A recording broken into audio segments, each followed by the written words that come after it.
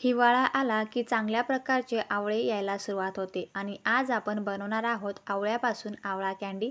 आवळा कँडी बनवताना एक असा खास कोणता पदार्थ आहे जो टाकल्यानंतर आवळा कँडी अजिबात काळपट पडणार नाही. अगदी पांढरं शुभ्र आवळा कँडी तयार होईल जशी बाजारात मिळते सेम त्याच पद्धतीने आणि वर्ष ते 2 वर्षभर आपण स्टोअरसुद्धा करू शकतो, अजिबात खराब होत नाही. तर चला मग आज आपण आवळ्यापासून आवळा कँडी, आवळा सिरप आणि आवळा सरबत कसं बनवायचं ते बघूया. नमस्कार, मी तेजू आणि तेजू विलेज किचनमध्ये तुम्हा सर्वांचं अगदी मनापासून स्वागत आहे. तर सगळ्यात आधी आपण इथे आवळा घेणार आहोत. वजनी प्रमाणामध्ये इथे मी अर्धा किलो आवळे घेतले आहेत. आवळे आता घेताना थोडेफार का होईना डाग असतातच, फक्त फ्रेश आवळे घ्यायचे आहेत. तर इथे मी अर्धा किलो आवळे स्वच्छ पाण्याने धुवून घेतले आणि कोरड्या फडक्याने पुसून घेतले. त्यानंतर एका कढईमध्ये आपण पाणी गरम करत ठेवायचं आहे. जर तुमच्याकडे स्टीमर असेल ना, तर स्टीमरमध्ये सुद्धा तुम्ही हे आवळे 20 मिनिटापर्यंत वाफवून घ्यायचे आहे. तर इथे मी कढईमध्येच पाणी गरम करून त्यामध्ये चाळणी ठेवून आणि हे आवळे 20 मिनिटापर्यंत छान मीडियम गॅसवर वाफवून घेतले आहेत. तर अशा पद्धतीने 20 मिनिटानंतर या आवळ्यांना अशा पद्धतीने उरलेलं दिसतं, म्हणजे ज्या फोडी आहेत ना त्या अगदी मोकळ्या मोकळ्या झालेल्या दिसतात. सेम याच पद्धतीने आपल्याला 20 मिनिटापर्यंत आवळे वाफवून घ्यायचे आहेत. जर 20 मिनिटापर्यंत तुमचे आवळे अशा पद्धतीने वाफवले नाही ना, तर परत 5 मिनिटापर्यंत आपण हे आवळे परत वाफवून घ्यायचे आहेत आणि वाफवले गेले की हे आवळे पूर्ण थंड करून घ्यायचे आहेत. आवळे थंड झाले की अशा पद्धतीने मोकळ्या मोकळ्या फोडी करून घ्यायच्या आहेत. अगदी पटकन या फोडी मोकळ्या होतात आणि जी बी आहे ना, ती बी काढून घ्यायची आहे आणि फेकून द्यायची आहे. सेम याच पद्धतीने सगळे आवळे आपण मोकळे करून घ्यायचे आहेत आणि फोडीसुद्धा मस्त अशा मोकळ्या मोकळ्या करून एका डब्यामध्ये टाकायचे आहे. तुमच्याकडे स्टीलचा डबा असेल, फायबरचा असेल, प्लास्टिकचा असेल, जोही डबा असेल तुम्ही वापरू शकतात. तर इथे मी एक फायबरचाच डबा घेतलेला आहे आणि ह्या डब्यामध्ये सगळ्या आवळ्याच्या फोडी मी व्यवस्थित मोकळ्या करून टाकते आहे. जर तुम्हाला आवळ्याची जी साल काढायची असेल ना, तर सालसुद्धा अगदी पटकन निघते, पण इथे मी साली काढलेल्या नाही, कारण सालीमध्ये सुद्धा खूप जास्त फायदेमंद गुणकारी पौष्टिक घटक असतात. त्यामुळे इथे मी आवळ्याच्या साली अजिबात काढल्या नाही, फक्त बिया काढून घेतल्या आहेत आणि अशा पद्धतीने सगळ्या फोडी इथे मी मोकळ्या मोकळ्या करून घेतलेल्या आहेत. आता या फोडीमध्ये साखर टाकायची आहे. जर तुम्ही गूळ वापरत असणार तर गूळसुद्धा टाकू शकतात किंवा मग खडी साखर असेल तर खडी साखरसुद्धा तुम्ही टाकू शकतात.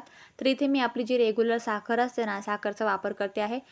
अर्धा किलो वजनी प्रमाणामध्ये आपण आवळे घेतले होते. अर्धा किलोसाठी इथे मी 400 ग्रॅम साखर घेतली आहे. जर तुम्ही 1 किलो आवळ्यांची रेसिपी बनवत असणार तर मात्र तुम्हाला 800 ग्रॅम साखर घ्यायची आहे. तर इथे आपण अर्धाच किलो आवळ्याची कँडी बनवतो आहे, त्यामुळे इथे मी 400 ग्रॅम साखर घेऊन ही साखर पूर्ण आपण या फोडींमध्ये व्यवस्थित मिक्स करायची आहे. सगळ्या फोडी साखरमध्ये व्यवस्थित मिक्स झाल्या की झाकण लावायचं आहे आणि हा डबा एका साईडला स्टोअर करून ठेवायचा आहे.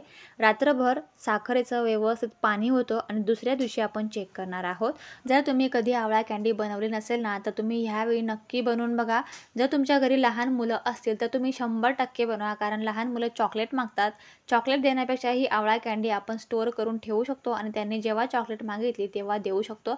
अगदी टेस्टी लागते. लहान मुलांना कळणारसुद्धा नाही की ही चॉकलेट आहे की आवळा कँडी आहे. अगदी छान चवदार आणि आरोग्यदायी आहे. तर दुसऱ्या दिवशी आपण बघणार आहोत साखरेला खूप सारं पाणी सुटलेलं आहे. आता फोडी काळपट पडायला नको, अगदी पांढऱ्या शुभ्र यायला हव्या, त्यासाठी आपण एक मोठा लिंबू कापून घ्यायचा आहे आणि ह्या लिंबाचा रस आपण या फोडींमध्ये टाकून मिक्स करून द्यायचा आहे. लिंबूमुळे काय होतं की फोडी अगदी पांढऱ्या शुभ्र राहतात, काळपट पडत नाही. जसं बाजारामध्ये पांढऱ्या शुभ्र मिळतात ना, सेम त्याच पद्धतीने अगदी पांढऱ्या शुभ्र असतात. आज दुसऱ्या दिवशी आपण लिंबू टाकतोय, तर आज दिवसभर आपण या फोडी अशाच या डब्यामध्ये ठेवणार आहोत आणि रात्रभरसुद्धा आपण या फोडी अशाच डब्यामध्ये ठेवणार आहोत आणि मात्र उद्या सकाळी आपण या फोडी या सिरपमधून काढून घेणार आहोत. तर तुम्हाला समजत असेल की 2 रात्र आणि 1 दिवसभर आपण या फोडी साखर सिरपमध्ये ठेवलेल्या आहेत. आता दुसऱ्या दिवशी आपण या फोडी बघणार आहोत. आवळ्यामध्ये व्हिटॅमिन सी भरपूर प्रमाणात असतात, अँटीऑक्सिडंट असतात. आवळ्यामुळे जी आपली पचनशक्ती आहे ती सुधारते, आपली जी इम्युनिटी पॉवर आहे ती सुद्धा वाढते. त्वचा आणि केसांसाठी तर भरपूर लाभदायी आहे. त्यामुळे तुम्ही आवळा कँडी, अजून आवळ्याच्या नवनवीन तिखट गोड रेसिपीज तुम्ही नक्की ट्राय करा आणि आपल्या फॅमिलीला, लहान मुलांना नक्की खाऊ घाला. दुसऱ्या दिवशी आपण या सिरपमधील या ज्या फोडी आहेत ना त्या काढून घेणार आहोत. त्यासाठी एका कढईमध्ये स्ट्रेनर किंवा एखादी पुरणाची चाळण असेल किंवा तुमच्याकडे जीही चाळण असेल ती चाळण ठेवायची आहे आणि या चाळणीमध्ये आपण हे सगळं पाणी आणि फोडी चाळून घ्यायच्या आहेत. आणि जे सिरप आहे ना, जे वाटीमध्ये दिसतंय ते सिरप आपल्याला फेकायचं नाही. त्या सिरपपासून आपल्याला अजून बहुगुणी एक रेसिपी बनवायची आहे. तर जे सिरप आहे यामध्ये भरपूर प्रमाणात खूप जास्त लाभदायी पदार्थ आवळ्याचे आहे. त्यामुळे हे सिरप न फेकून देता आपण रेसिपी बनवणार आहोत. आता हे जरा वेळ बाजूला ठेवूया आणि ज्या फोडी आहेत ना त्या 2 ते 3 मिनिटापर्यंत आपण चाळणमध्ये तशाच ठेवूया, जेणेकरून त्यामध्ये एक्स्ट्राचं जेवढंही साखरचं सिरप असेल ते पूर्णपणे निथळेल. 2 ते 3 मिनिटानंतर आपण एखाद्या परातीमध्ये किंवा मोठ्या फडक्यावरती किंवा मग मोठ्या ताटामध्ये अशा पद्धतीने या फोडी व्यवस्थित सारख्या लावून घ्यायच्या आहे आणि आता सुकवायच्या आहेत. सुकवत असताना उन्हामध्ये अजिबात ठेवायच्या नाही, कारण जरी आपण लिंबू टाकला आहे परंतु ऊनमुळे आपण या फोडी जर ठेवल्या ना उन्हामध्ये तर फोडी काळपट होण्याची शक्यता असते. अगदी पांढऱ्या शुभ्र येणार नाही. त्यामुळे जिथे हवा खेळती असेल त्या ठिकाणी आपल्या या फोडी सुकवण्यासाठी ठेवायच्या आहे. फॅन खाली ठेवल्या तरीसुद्धा चालेल, परंतु गॅलरीमध्ये थोडीफार मोकळी हवा चालत असेल जिथं ऊन येणार नाही त्या ठिकाणी या फोडी जरी ठेवल्या ना तर 2 दिवसामध्ये अगदी आरामात सुकतात. तर बघू शकता तुम्ही अर्धा किलो आवळ्यामध्ये एवढी सारी कँडी आपली आलेली आहे. 2 दिवसापर्यंत मी छान सर अगदी मोकळ्या हवेमध्ये या कँड्या छान प्रकारे सुकवून घेतल्या आहेत आणि बघा कशा मस्त अशा पांढऱ्या शुभ्र झालेल्या आहेत. आता या कँडी छान सुकल्या आहेत. हे कसं चेक करायचं ते बघूया.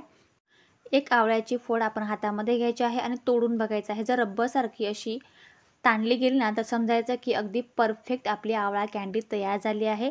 आणि रंग बघा ना कसा मस्त असा पांढरा शुभ्र आला आहे. कॅमेरामध्ये सुद्धा थोडासा मळकट दिसतोय, परंतु जेव्हा मी असं ताटामध्ये हातात घेतलं ना तर अतिशय पांढरी शुभ्र ही आवळा कँडी तयार झालेली आहे. ही आवळा कँडी अगदी हवेशीर ठिकाणी छान प्रकारे ठेवली ना तर पटकन सुकते. आणि जर तुमच्याकडे ऊन येत असेल तर फक्त अर्धा ते पाऊण तास आपल्याला ही कँडी उन्हामध्ये ठेवायची आहे. जास्त वेळ अजिबात ठेवू नका, कारण इथे जर आपण उन्हामध्ये ही कँडी ठेवली ना जास्त वेळ तर काळपट होते. तर मी तुम्हाला आधीसुद्धा सांगितलं, उन्हामध्ये न ठेवता फक्त खेळत्या हवेमध्ये ही कँडी आपण सुकवून घ्यायची आहे आणि अगदी अर्धा ते पाऊण तास फक्त ऊन दाखवायचं आहे. आता ही आवळा कँडी चिवट होऊ नये, चिकट होऊ नये त्यासाठी आपण या ठिकाणी पिठी साखर घेतो आहे. साखर मी घरीच दळून 2 चम्मच पिठी साखर या कँडींवरती टाकून देते आहे. आता पूर्ण कँडींना आपण ही साखर व्यवस्थित कोट करून घ्यायची आहे किंवा टॉस करून घेतलं तरीसुद्धा चालेल. टॉस करून घेतली की लगेच एखाद्या काचेच्या बरणीमध्ये आपण ही जी आवळा कँडी आहे ना ती स्टोअर करून वर्ष ते 2 वर्षभर खाऊ शकतो. अजिबात खराब होत नाही. लहान मुलांना तर नक्कीच आवडते. तुम्ही त्यांना नक्की बनवा, खाऊ घाला. लहान मुलांची स्मरणशक्ती वाढवण्याचं काम आवळ्यामध्ये असतं, त्यामुळे त्यांना नक्की खाऊ घाला. जर फॅमिलीमध्ये कोणाला रक्तदाब असेल किंवा मग मधुमेहाचा काही त्रास असेल त्यांना नक्की तुम्ही आवळा कँडी बनवून वर्ष ते 2 वर्षभर रोज 1-1, 2-2 फोडी खाऊ घालू शकतात. अजिबात खराब होत नाही. फक्त साखरेऐवजी गुळाचा किंवा मग खडी साखरचा वापर करू शकतो.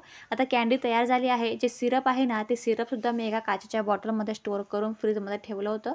आता फ्रीजमध्ये आपण उन्हाळ्याभर या सरबतचा आस्वाद घेऊ शकतो.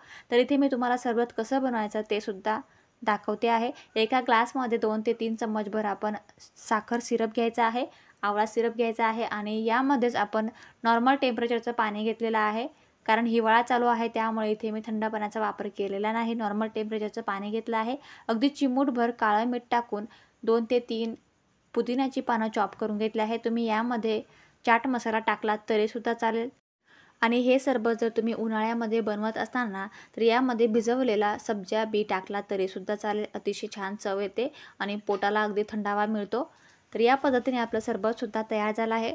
तर तुम्हाला आजच्या रेसिपीपैकी कँडी आवडली की सिरप आवडलं की सरबत आवडलं मला कमेंट करून नक्की सांगा. वर्ष ते 2 वर्ष ही कँडी अजिबात खराब होत नाही. त्यामुळे तुम्ही बिंदासपणे तयार करा, स्टोअर करा आणि आपल्या फॅमिलीला खाऊ घाला. आजची रेसिपी आवडली असेल तर प्लीज एक लाईक नक्की करा. चॅनलला नवीन असाल तर प्लीज सबस्क्राईब करा. थँक्यू.